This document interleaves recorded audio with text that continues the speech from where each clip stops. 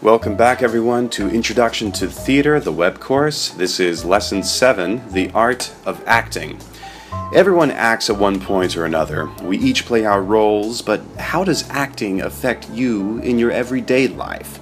Do we act too much or too little? At its most innocent, acting is found in a child's game of make-believe.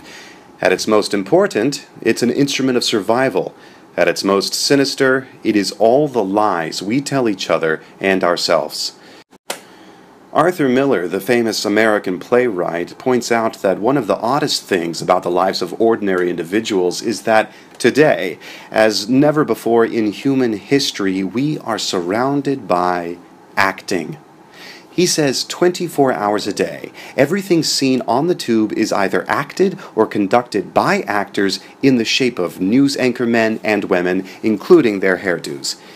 It may be that the most impressionable form of experience now for many, if not most people, consist in their emotional transactions with actors, which happens far more of the time than with real people.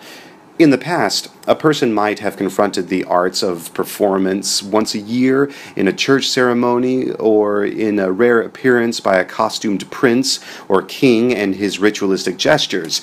It would have seemed a very strange idea that ordinary folk would be so subjected every day to the persuasion of professionals who study technique. He goes on to say that it seems to me that when one is surrounded by such a roiling mass of consciously contrived performances, it gets harder and harder to locate reality anymore. What we're going to be doing today is spending the lesson considering what it means to be an actor, what goes into the training of actors, how an actor conducts their profession in the real world once they get out of that area of training. Heraclitus, an ancient Greek philosopher, concluded that you cannot step in the same river twice. In other words, everything changes. No one thing is ever twice the same. Even this moment is changing, so reality must be regarded as a process, not fixed.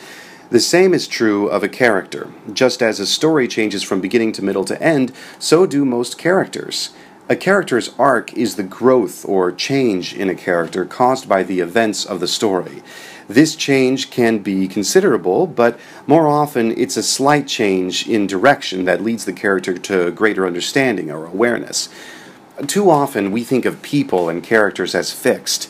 In high school we're taught to be yourself, yet we seldom consider we are always growing and changing. Who you are today is not exactly the same person you'll be tomorrow. The same is true of the characters in a play. Through trials, tribulations, conflicts, and enlightenments, characters can adjust, adapt, grow, and eventually change. An actor's work is to study this change, to understand what makes people think, what makes people tick, what makes people become the person that they are at the end of a journey. So as you consider the actor's work today, ask yourself how you can apply what an actor learns in his craft to your own life.